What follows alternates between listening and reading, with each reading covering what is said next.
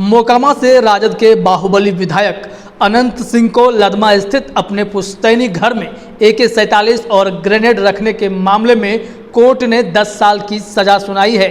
अनंत सिंह अपने घर से AK-47 और ग्रेनेड की बरामदगी के मामले में दोषी पाए गए थे। इस केस में मंगलवार को पटना में अनंत सिंह को यह सजा सुनाई गई है।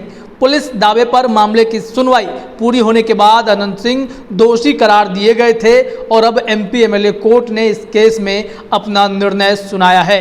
मोकामा के विधायक अनंत सिंह अभी पटना के बेउर जेल में बंद हैं। अब जो नया मामला यह है कि अगर अनंत सिंह की विधायकी चली जाती है, जैसा कि उनके सज़ा का स्वरूप है, उन्हें 10 साल की सज़ा सुनाई गई है, तो ऐसी स्थिति में मोकामा पर अब हुकूमत कौन करेगा? मोकामा का अगला विधायक कौन होगा या मोकामा में राज किसका होगा? ऐसे तमाम सवाल वहाँ के लोगों के मन में भी चलता है, या फिर जो अनंत सिंह को जानने वाले होते हैं या बिहार की सियासत में अपनी रुचि रखने वाले लोग होते हैं, उनकी नज़र मोकामा पर जरूर टिक जाती है। तो यह समझना होगा कि वहाँ का सियासी समीकरण क्या होने वाला है। कहा जाता है कि मोकामा में एक ही व्यक्ति का राज है, वह है बाहुबली अनंत सिंह का। अगर वो नहीं तो फिर कौन?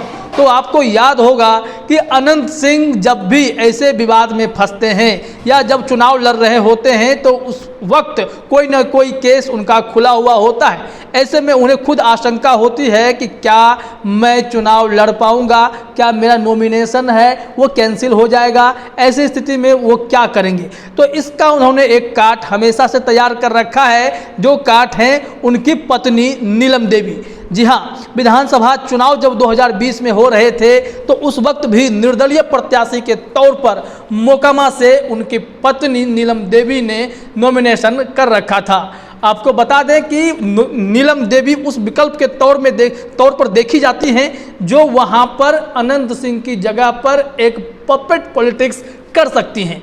मतलब यह साफ होता है कि पूरा कंट्रोल अनंत सिंह का होगा या अनंत सिंह को जो ऑपरेट कर सकते होंगे वैसे लोगों का होगा। लेकिन नीलम देवी अगर वहाँ खड़ी होती हैं तो वहाँ की जनता और टाल के लोग जो अनंत सिंह को बहुत मानते हैं या प्यार करते हैं, वैसे लोग उन्हें वोट देकर के फिर से जिता सकते हैं। अगर बिहार में मोकामा सीट पर उपचुनाव की स्थिति उत्पन्न होती है तो यहाँ पर अनंत सिंह की पत्नी नीलम देवी जरूर यहाँ पे अपनी दावेदारी पेश करेंगी और चुनाव भी लड़ेंगी। और उपचुनाव में ऐसा माना जाता है कि अनंत सिंह अगर उनका समर्थन जिसे प्राप्त है तो वहाँ पर जीत जाता है। क्योंकि कभी इतिहास में भी रहा है ऐसा कि नीतीश कुमार के लिए जब वह फील्डिंग करते थे, उनके समर्थन में जब वह खड़े हो जाते थे तो लोग नीतीश कुमार पर भी प्यार लुटाने से पीछे नहीं हटते थे। ऐसे में अगर यह सियासी समीकरण देखा जाए कि कोई राजनीतिक साजिश की बात सामने आती है कि अनंत सिंह के खिलाफ कोई साजिश कर रहा है, या जो आरोप बीच में लगने लगे थे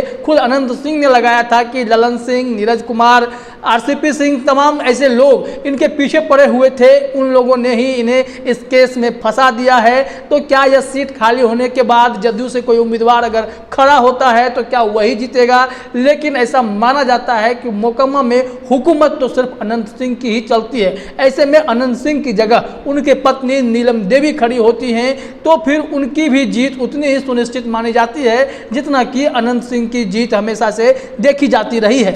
तो यहाँ पर सियासी समीकरण बदलकर यही होगा कि अनंत सिंह नहीं तो उनकी पत्नी ही वहां चुनाव लड़ सकती हैं। उपचुनाव की स्थिति में अगर चीजें स्थिर हो जाती हैं तो कोई दिक्कत ही नहीं है, क्योंकि मामला अभी हाई कोर्ट जाएगा। हाई कोर्ट में वहां पर क्या होता है सुनवाई में, क्या यही फैसला बरकरार रहता है जो MP MLA कोर्ट ने दिया है? 10 साल की सजा जो सुनाई गई है, क्या वही सजा बरकरार रहेगी? ऐसी स्थिति में तो फिर जो है उपचुनाव के अलावा कोई विकल्प नहीं रहेगा, क्योंकि यह कानून कहता है कि अगर आपको इस तरह की सजा हो जाती है तो आपकी सदस्यता विधानसभा की हो या कोई भी सदस्यता हो तो आप वहां पर नहीं बने रह सकते हैं। वह सीट खाली होगी और वहां पर उपचुनाव की स्थिति होगी और वहां पर माना जा रहा है कि अनंत सिंह की पत्नी नीलम देवी दावेदारी ठोकेंगी और वहां के लोग उन्हें जिता भी सकते हैं।